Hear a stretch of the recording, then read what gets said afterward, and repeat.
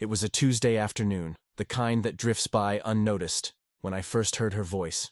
I was standing in line at the coffee shop 2 blocks from the library, the place I went when I needed to breathe outside the weight of silence and old paper. She was ahead of me, speaking to the barista, maybe to herself. I couldn't quite tell. My dream is to be a mother. Her voice trembling somewhere between confession and surrender. "Can you help me?"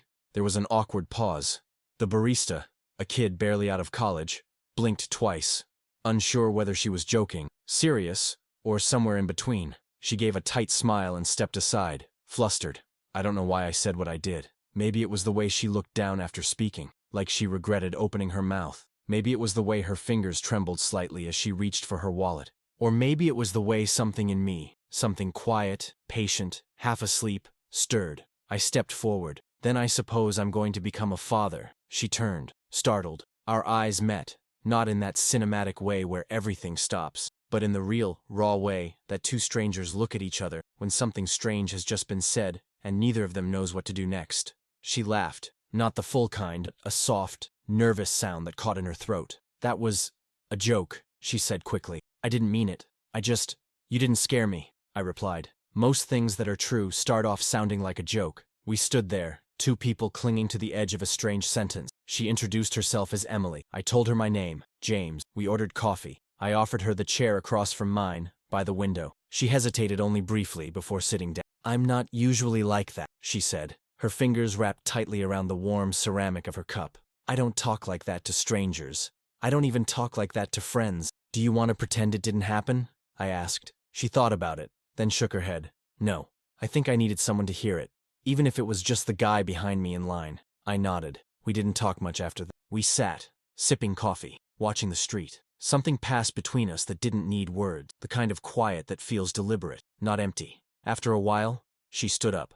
"Thanks," she said, "for not laughing or running away." "Any time," I said without knowing why I meant. She left. I stayed, watching her walk down the street with a kind of calm urgency, like someone carrying a fragile truth they weren't sure they should have spoken aloud. I didn't ask for her number. I didn't even expect to see her again. But some things, once said, don't quite go back to silence. 3 days later, I saw her again. Same coffee shop, same time of day. She walked in with that kind of hesitant pace people have when they're not sure if they want to be somewhere, or just need to prove they can return. Her eyes scanned the room. When they landed on me, I didn't wave. I just nodded, calm and simple, like I'd been expecting, even if I hadn't. She came over. No words, just a half smile and a hand resting briefly on the back of the chair before she sat across from me. "Do you come here often?" she asked, then rolled her eyes at herself. "Sorry, that's not even a real question." "I do," I said. "Tuesdays, Thursdays, sometimes Saturdays. If the library's too quiet." "You work there?" I nodded. "Cataloging, archiving. Mostly, I just make sure forgotten books don't stay that way." She looked at me then, really looked, and I saw the crease between her brows soften. "I used to love libraries," she said, "before life got too loud. I didn't ask what made it loud. I didn't need to." We drank our coffee. She ordered a chai this time. I stuck with black, no sugar. There was something comforting about the difference. We didn't fill the time with talk. We let it stretch, quietly. I'd forgotten how rare that was, to sit with someone and not feel the need to rescue the silence. Eventually, she said, "I didn't mean to dump something on you the other day. That whole motherhood thing." "You didn't dump anything," I replied. "You handed me something fragile. I chose not to drop it." She smiled then, a real one, though brief. "There's this pressure," she murmured, fingers tracing the rim of her cup. "Family, friends, even my own body. Like I'm late to a train I never agreed to board." I listened. That's all she needed. She told me her last relationship ended 2 years ago. It lasted almost 6. And when she brought up the idea of having a child, he said, maybe someday, which slowly turned into probably. She stayed 2 more years trying to change, probably. "I didn't want to force him," she said, "but I also didn't want to disappear waiting." I nodded, not in pity, in understanding. "I'm not looking for a replacement," she added quickly. "I don't want to use someone to fill a space. You want to be seen?" I said. She exhaled, and it sounded like relief. When she left that day, she placed her empty cup beside mine. "Next time," she said, as if it were obvious there would be one. I didn't smile. I just nodded again, steady, quiet, because sometimes, when someone is used to being let down, it's not grand gestures that matter. It's repetition. It's showing up, and I knew I would. We fell into a rhythm without ever naming it. Tuesday afternoons became ours by quiet agreement. Sometimes she was already at the table by the window, reading or staring out. Sometimes I arrived first and ordered her chai before she asked. There was something oddly sacred, not romantic, not yet, but familiar in a way that made the world outside. One afternoon, she arrived late. Her shoulders were tense, jaw tight, eyes red. I didn't ask. I just pushed her cup toward her. She took it with both hands and sipped as if it held something more than tea. "My sister's pregnant," she said, not looking at me. "It's her second." She told me like she was sharing a weather report. "No big deal." I waited. I smiled. She continued. Said all the right things. But inside, it felt like I was standing in the middle of a street, and no one noticed the bus had hit me. I didn't know the right words, so I gave her space to speak more, and she did. "It's not just the wanting a child," she said. "It's the idea that maybe it won't happen. That I'll wake up one day and realize I waited too long, or made the wrong choices. That I missed the window and now I'm standing outside it with no key." Her voice cracked on the last word. She covered it with a cough. I leaned forward. "You're not outside anything. Not yet, and not alone." She looked at me, not grateful, not emotional, just searching, like she needed to know I wasn't saying things for the sake of comfort. "I don't even know what I'm doing here," she said, softer. "With you. We don't really know each other." "I think we're starting to," I replied. She didn't argue. Instead, she pulled a folded piece of paper from her coat pocket and placed it on the table. It was a list, neatly written in cursive. Names. Girls' names. Boys' names. Some crossed out, others circled. "I started writing them years ago," she said, "when I thought it might be real." I read the names. Nora, Elias, June, Milo. "Do you still add to it?" I asked. She nodded. "Sometimes, when I need to remember the kind of hope that doesn't hurt." I didn't touch the paper, but I memorized a few names, just in case.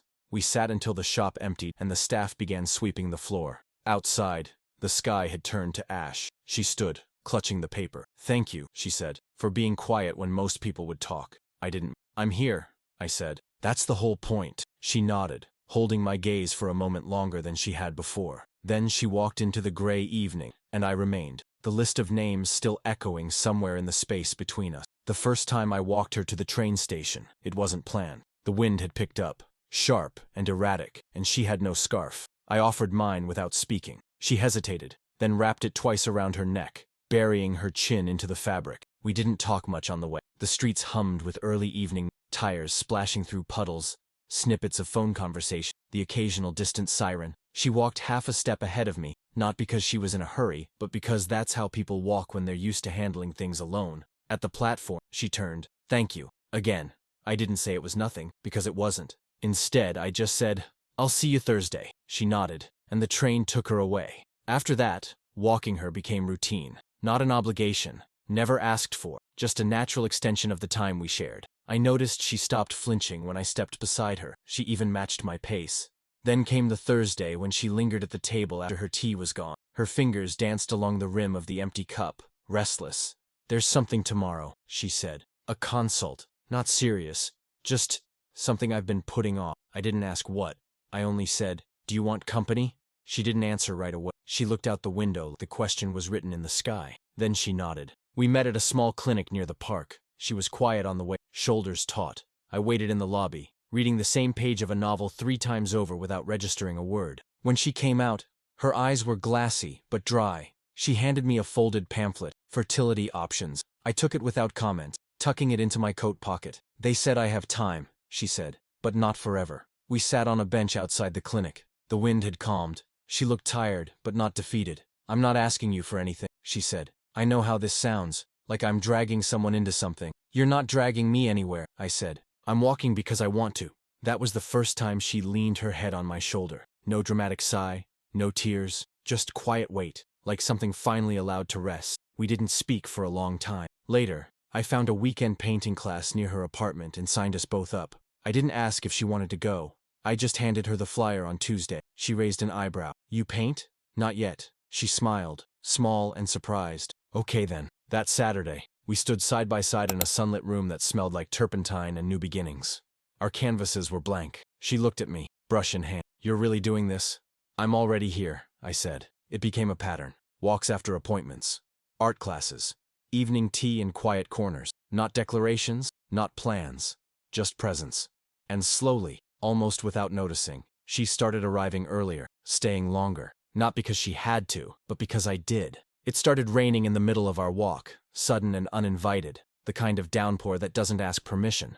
We had just left the community center after a quiet hour of painting. Emily's hands were stained with a streak of indigo. She didn't bother to wipe it off. We ran beneath the nearest awning, an old bakery closed for the evening. She was laughing, not out of joy, but from the absurdity of wet hair clung to her face, and her coat dripped steadily onto the pavement. "I didn't even check the weather," she said, out of breath. "I did," I replied. It lied. We stood side by side, breath mingling in the damp air. The street shimmered under the weight of the storm. Cars hissed by, and the lights blurred like watercolors. Emily hugged her arms to her chest.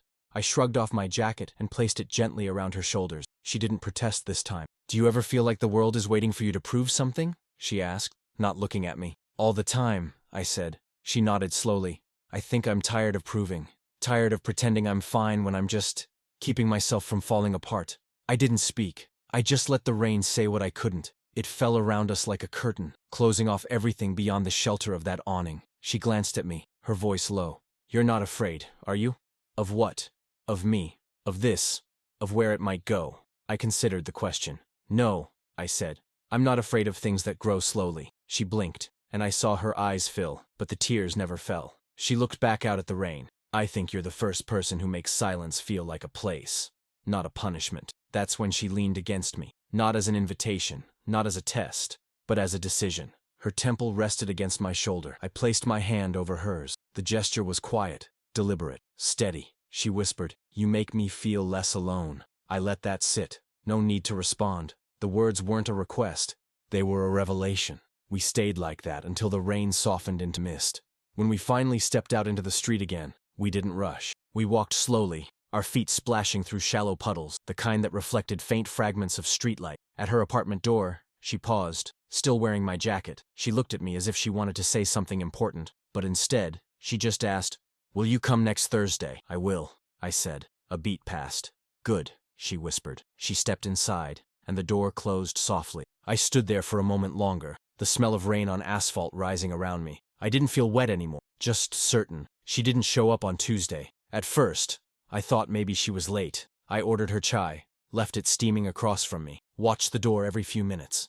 But time moved forward without her. The tea cooled. I stayed until closing, pretending to read, pretending not to notice the empty seat. She didn't come Thursday either. I didn't call. I didn't have her number. Everything between us had existed in a quiet corner of the world with no digital footprint, no promises made, just presence and absence now. By Saturday, I walked past the community center without turning in. Her voice, usually so soft, echoed in my memory with all its doubts, all its pauses. I could hear the moment she said she was tired of proving. Maybe that's what she was doing now, pulling away to see if anything held. I wrote a letter, not to give, just to know what I would say if the moment came. I told her I didn't come into her life with expectations, only with stillness. I told her I knew fear doesn't knock. It slips in when you least expect it, and makes everything that felt safe feel dangerous again. I told her I was still here. I waited. It was the following Tuesday, just as I was leaving the library, that I saw her sitting on the steps out front, coat pulled tightly around her, chin tucked down.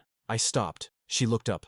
Her eyes were red-rimmed, but she wasn't crying anymore. "I'm sorry," she said before I could speak. "You don't owe me that," I replied. "I do." She stood, slowly. I disappeared. I didn't know what else to do. Things were getting easier, and that scared me. I nodded. She looked away, biting the inside of her cheek. "I've spent so long preparing for people to leave that I don't really know what to do when they stay." "I didn't go anywhere," I said. She was quiet. Then, almost shyly, she reached into her bag and pulled out something folded. The napkin I'd written the names on. The one from weeks ago, when she told me about the list. She held it like it was fragile. "I thought about this," she whispered, "every day. I read it when I wanted to remember someone saw me without trying to fix me." "I never wanted to fix you," I said. "I just wanted to know you." A silence settled, not heavy, not uncertain, just honest. "Do you still want to walk with me?" she asked. "Always," I said. We started down the sidewalk. We didn't rush. The city moved around us, loud and indifferent. But we walked slowly, together,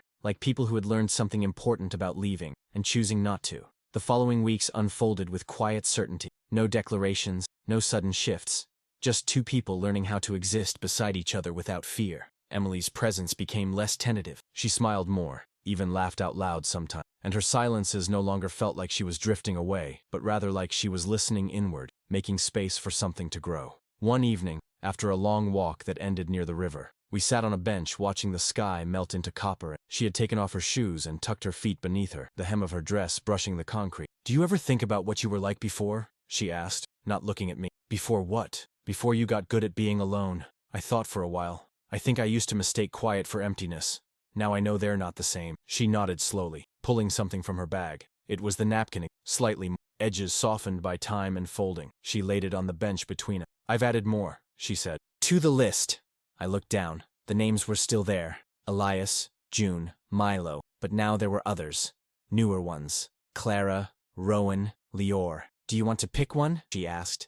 I turned to her, unsure. "You mean, now?" She met my gaze. Steady. "Just for fun. No pressure. Like a game." I took the pen she offered and circled one name. Ezra. "Why that one?" she asked, a small smile playing on her lips.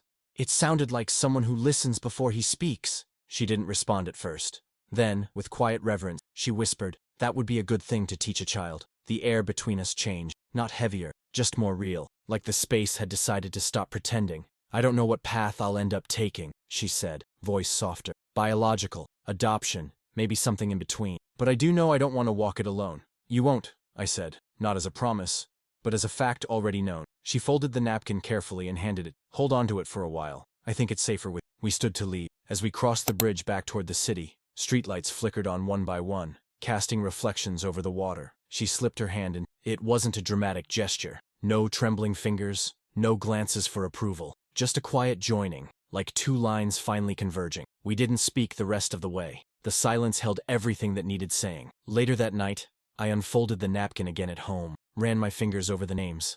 There was something sacred about them, not for what they were, but for what they represented. A future not yet written, and the quiet beginning of something that no longer feared being named. We took a detour one Thursday. Instead of the coffee shop, I asked if she'd walk with me a little farther. She didn't ask where we were going. She simply nodded and fell into step beside me, like she always had. The streets curved through a quieter part of the neighborhood, older houses lining the road like memories that had stayed too long. Eventually, we stopped in front of a small brick home with ivy crawling up one side. The windows were dusty, the front garden overgrown, but the structure held itself with a kind of stubborn dignity. A "for sale" sign leaned slightly forward and "I pass by this place sometimes," I said. "Always wondered who lived here, or who might." Emily looked at the house, then at me. "You thinking of buying?" "I'm thinking of choosing," I said. "Of not waiting around for things to happen just because I'm afraid of starting." She was quiet for a long time. Then she stepped closer to the gate, fingers brushing the rusted metal. "It's small," she said. "Not too small," I replied. "Big enough for 2, maybe 3. She didn't flinch, didn't joke. She just nodded slowly, as if measuring the truth of it against something deep inside. "Would you paint the walls yourself?" she asked. "With help." She turned to me, eyes thoughtful. "And what would go in the room at the end of the hall?" "A chair," I said. "Something that rocks. A window that gets morning light." Her voice caught a little when she spoke again. "You thought about this." "I didn't mean to," I said. "But you've been turning into a part of every plan I didn't realize I had." She looked down at the gravel, but I spent so long not believing anyone would choose me in the ways that matter. Not just saying it, actually choosing, daily, quietly. "I'm standing in front of a house with you," I said. "That's not a metaphor. That's me choosing." The sky above was overcast, the light soft and diffused. Birds passed overhead in sudden motion. "I'm scared," she admitted, "of hoping too hard, of losing it. I'm not here to promise guarantees," I said, "but I'll build a space where fear doesn't have to be louder than trust." She stepped through the gate first. We walked around the house in silence, peeking through dusty windows, imagining walls freshly painted, shelves with picture frames, floors with scattered toys. We didn't say ours. We didn't need to. At the back of the house, she turned to me. "If I asked you to come see it again next week, would you?" "Every week," I said. She smiled, not wide, not radiant, but deep, the kind of smile that meant something inside had exhaled. We left as quietly as we'd arrived, but something followed us home, something realer than hope, stronger than fear, and it had a front door. It arrived in a box larger than I expected, light wood, smooth edges, simple design. I carried it into the room at the end of the hall, the one with morning light, just like we had imagined. The air smelled faintly of new paint and pine. The floors were still bare, no curtains yet, just possibility. I had sent her a picture of the chair, unassembled, a few days earlier. She responded with a single message. I always pictured one. No emoji, no follow-up, but I could feel the warmth behind it. She came over on a Sunday afternoon. No ceremony. She brought a bag of bagels and a thermos of tea. We sat on the floor in the near-empty room and ate, legs stretched out, backs against the wall. The chair parts lay between us like pieces of a quiet future waiting to be built. "You sure you trust me with tools?" I asked. "I trust you with worse," she said, and then blushed, realizing how it sounded. "I mean, I know what you meant." She handed me the instructions. We built it slowly, not out of incompetence, but out of care. Wood slotted into wood, screws tightened by hand. Neither of us spoke much. The rhythm of work filled the space, a kind of calm only found in shared focus. When it was done, she sat first, tested the motion, back and forth, the soft creak of wood. "I used to think I'd never get here," she said, her voice barely above a whisper. "Here?" I asked.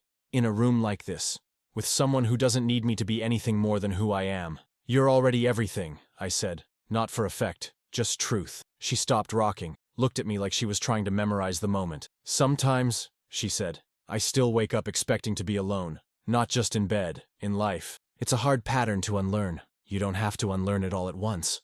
What if I never fully do? Then I'll just keep reminding you." She stood, stepped toward me, then rested her forehead against my chest. Her hands found the edges of my shirt, not gripping, just grounding. "This room still feels a little empty," she murmured. "Empty isn't always bad," I replied. "It means there's space for something." She nodded again. We sat in the chair together after that. I pulled her onto my lap, slowly, carefully. She fit like a story finally in the right chapter. The chair rocked beneath us, slow, steady, patient. The window let in a streak of light that landed across our leg. "I don't know what comes next," she said. "Neither do I admit. But you'll stay." "Yes."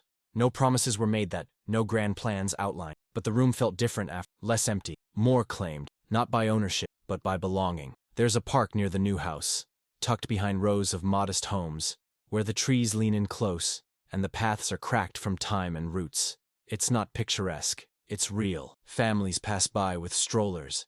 Teenagers throw frisbees.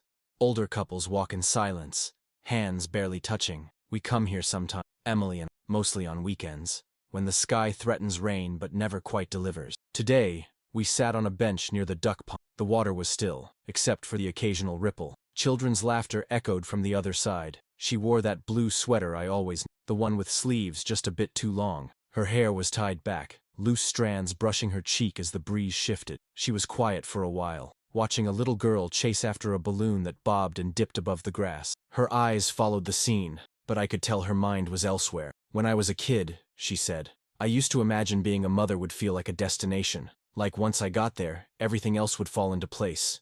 I didn't interrupt. Her voice was steady, but her hands were clasped too tightly in her lap. "But it doesn't feel like that anymore," she continued. "It feels more like a series of choices. One small, strange, terrifying choice after another. And each one is a step, not toward an ending, just forward." I let the silence settle. Then I said, "The first step doesn't always feel like a beginning." She turned to me. "What did it feel like to you?" "Like standing in line behind a woman who asked a stranger for something honest. And realizing I wanted to be someone who didn't run away from that." Her expression shifted. Not a smile, exactly, but something warmer, something open. "Do you remember what you said to me?" she asked. "I do." She nodded, almost to herself. "That moment used to scare me. How fast it came, how unfiltered I was. But now, I think it saved me." I reached into my coat pocket and pulled out the folded napkin. It was soft at the edges, the ink slightly faded, but the names were still there. I handed it to her. She unfolded it slowly, tracing the circles I'd drawn, the additions we'd made together. "I think I'm ready," she whispered, "to try, however that looks." "You won't be doing it alone," I said. "I know." She looked at me then, fully. "And not because I need someone to carry me, but because you make me want to stop carrying everything by myself." A child nearby screamed with joy, startling a flock of ducks into flight. We watched them rise together, wings catching the light. Emily leaned her head against my shoulder, and I rested my cheek against her hair. "You never asked me for anything," she said. "I didn't need to. You just stayed." "Yes," she breathed out slowly, the kind of breath that feels like letting go. "I think that's what love feels like," she said. "Not the fireworks, not the passion, just the staying." And as the wind moved through the trees and the shadows lengthened across the path, I held her hand, gently, firmly, not as a promise, but as proof.